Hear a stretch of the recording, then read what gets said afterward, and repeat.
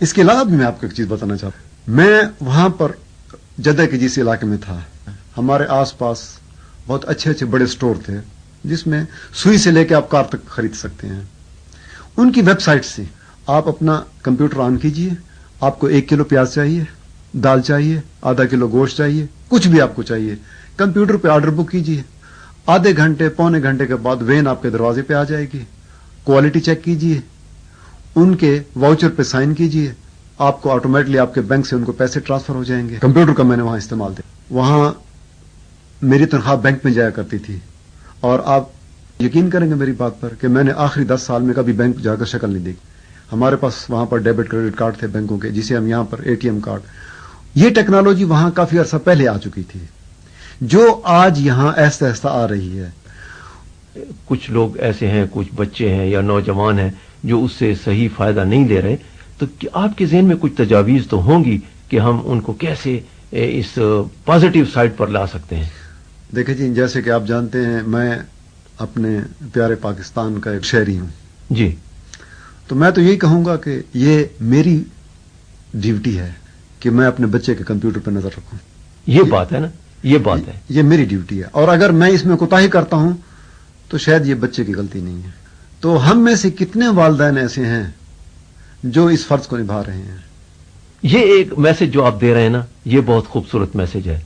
اور جو ہمارے بزرگ شہری ہیں جو ہمارا پروگرام سن رہے ہیں، تو یقیناً ان کی ذمہ داریوں میں آپ ایک اضافہ کر رہے ہیں اور ان کو اپنی صحیح ذمہ داریوں کی جانب آپ ان کی نشاندہی کر رہے ہیں بزرگ شہریوں کو. دیکھیں، اگر آپ بینکس میں چلے جاتے ہیں، وہاں پر کمپیوٹر آ رہے ہیں. وہاں جو آپ کے اس وقت بینک سٹاف ہے، ان میں نوجوان بھی ہیں، ان میں عمر رسیدہ بھی ہیں، تو وہ بھی تو سیکھ رہے ہیں. ہم مسلمان ہیں الحمدللہ. انٹرنیٹ ایک اتنی وسیع دنیا ہے، بلکہ آج تو یہ کہا جا رہا ہے کہ ایک تو وہ سمندر ہے جسے ہم دیکھتے ہیں، یہ ایک دوسرا سمندر پیدا ہو گیا ہے. مین میڈ اوشنز آپ اسے کہہ سکتے ہیں، کمپیوٹر کا سمندر آپ اسے کہہ سکتے ہیں. آپ friction of a second Dera Ismail Khan میں بیٹھے ہوئے امریکہ کی کوئی چیز آپ انٹرنیٹ پہ جا کے دیکھ سکتے ہیں. ایک وسیع دنیا ہے، ایک سمندر ہے جو انٹرنیٹ پہ پھیلا ہوا ہے. اس میں دین بھی ہے، اس میں دنیا بھی ہے، اس میں تعلیم بھی ہے. بنیادی طور پر میرے الیکٹریکل انجینئرنگ فیلڈ ہے. الیکٹریکل انجینئرنگ سے میں الیکٹرانکس میں بھی آیا. شاید آپ کو خوشی ہو یہ سن کر، مجھے بتاتے ہوئے بھی اچھا محسوس ہو رہا ہے کہ ریڈیو پاکستان ملتان کا ٹرانسمیٹر میرے ہاتھوں کا اریکٹ ہوا ہے. غالباً یہ 1969 یا 70 کا دور تھا. میرے اندر ایک کچھ ایسی چیز ہے، میں چاہتا ہوں کام کرتا رہوں. تو کمپیوٹر کو میں نے سیکھا، اس کے بعد سکھایا. پھر میں وہ جو کمپیوٹر 1982 میں نے لندن سے پرچیز کیا تھا، اسپیکٹرم سنکلیئر، وہ میں ڈیرہ اسماعیل خان میں لے کے آیا. آس پاس کے بچوں نے، میرے احباب، انہوں نے کمپیوٹر کو دیکھا، میں نے ان کا شوق دیکھا، تو پھر مجھے یہ خیال آیا کہ میں ان کو بھی یہ چیز دوں. تو پھر اس زمانے میں اور آج کل کے زمانے میں کمپیوٹر میں بہت ہی زیادہ فرق ہے. بہرحال جو بھی چیز اس وقت میں تھی میں وہاں سے لے آتا تھا. مہنگی مشین تھی، لیکن جس طریقے سے میں لاتا تھا بائی پارٹس، مجھے سستا پڑتا تھا. تو میں نے اپنے دوست احباب اور بچوں کو بھی تحفتاً بنا کر دیے. اور مجھے الحمدللہ اللہ پاک کی میں شکر ادا کرتا ہوں کہ وہ بچے جنہیں میں نے اس زمانے میں ایک سستے کمپیوٹر آج کے دور کے لا کر دیے تھے، وہ کمپیوٹر انڈسٹری میں اس وقت بڑے نام ہیں ان کے. وہ فارن میں بھی ہیں، وہ پاکستان میں بھی، وہ میرے ان دوستوں کے بچے. اور مجھے وہ دیکھ کر آج فخر ہوتا ہے، میں اللہ کا شکر ادا کرتا ہوں. آپ نے ابھی ریڈیو پاکستان کے حوالے سے بات کی کہ آپ نے وہ ٹرانسمیٹر ریڈیو پاکستان ملتان کا کیا. تو اس وقت آپ سروس میں تھے یا نہیں جی؟ اس وقت ہم انجینئرنگ کی تعلیم حاصل کر رہے تھے، تو یہ اریکشن ہو رہی تھی ریڈیو پاکستان ملتان کی. ہمیں پریکٹیکل کے لیے، چونکہ ہمیں دوران تعلیم پریکٹیکل بھی کرنا پڑتا ہے. آپ نے پھر وہ مشینری دیکھی جی. اور آج آپ نے ڈیرہ اسماعیل خان ریڈیو اسٹیشن کو بھی دیکھا اور اس کے مختلف شعبے بھی آپ نے دیکھے. کیا فرق محسوس کرتے ہیں آپ؟ بنیادی طور پر دیکھیں، ریڈیو پاکستان ملتان میں نے دیکھا ہے اور آج آپ نے مجھے یہاں کی وزٹ کرائی ہے. ایک بنیادی فرق یہ ہے کہ ریڈیو پاکستان ملتان 2 حصوں میں علیحدہ علیحدہ ہے. ان کا ٹرانسمیٹر ایک علیحدہ ہے جو بہاولپور روڈ پہ غالباً 14 میل کے فاصلے پر ہے. ان کا براڈ کاسٹنگ اس شہر کے اندر ہے، جبکہ آپ کا تو میرا خیال اکٹھے ایک ہی شعبے میں ہے. نہیں، میں مشینری کی بات کر رہا ہوں. ہاں، جو میں نے ابھی دیکھی ہے تقریباً ملتی جلتی مشینری ہے، جبکہ میں نے ریڈیو جدہ کو بھی دیکھا ہے، وہاں پر انٹیگریٹڈ سرکٹس کا دور چل رہا ہے. آپ کے یہاں ابھی تک ویکیوم ٹیوبس جو 1968-69 میں ہوا کرتی تھیں وہ لگی ہوئی ہیں. تو تقریباً یہ آپ کا ٹرانسمیٹر، آپ کا جو براڈ کاسٹنگ اور جو کچھ بھی ہے یہ اسی دور کے یادگار مجھے لگتی ہے. میں اپریشیٹ کروں گا آپ کے ٹیکنیکل سٹاف کو جو الحمدللہ اس کو ابھی تک مینٹین کیے ہوئے اور چلا رہا ہے، کیونکہ میں بطور انسٹرومنٹ انجینئر جانتا ہوں کہ اتنی پرانی مشینری سے اتنا اچھا کام لینا یہ بھی ہر کسی کا کام نہیں ہے. یقیناً آپ کے جو انجینئرز ہیں، آپ کا جو ٹیکنیکل سٹاف ہے، یہ قابل فخر ہے. گل اسلم خان سلیمانی، آپ نے ابھی فرمایا کہ آپ بہت کام کرتے ہیں اور اپنے مختلف ملکوں کے دوستوں سے بھی تعلقات رکھیں. آپ تھک نہیں جاتے ہیں کبھی؟ آپ موسیقی وغیرہ سے لطف اندوز نہیں ہوتے؟ موسیقی کا شوق کبھی تھا، اب وہ چیز نہیں رہی. لیکن اگر آپ کچھ سننا چاہیں تو ہم آپ کو سنوا دیں گے.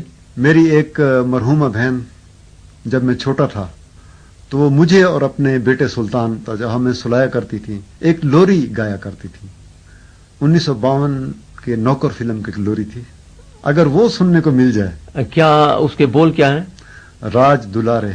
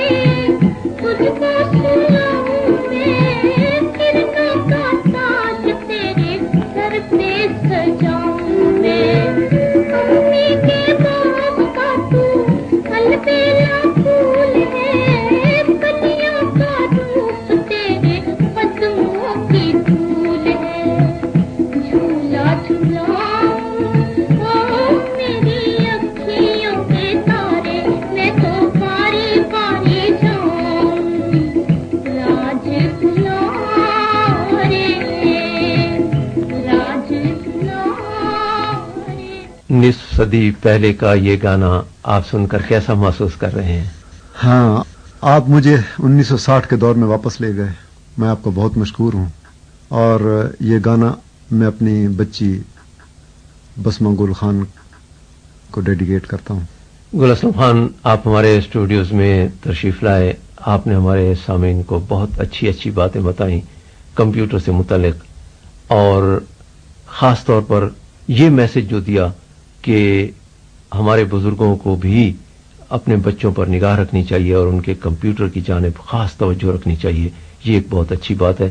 اور اسی کے ساتھ ہی میں اپنے تمام سامعین کو یہ میسج خود بھی دیتا ہوں.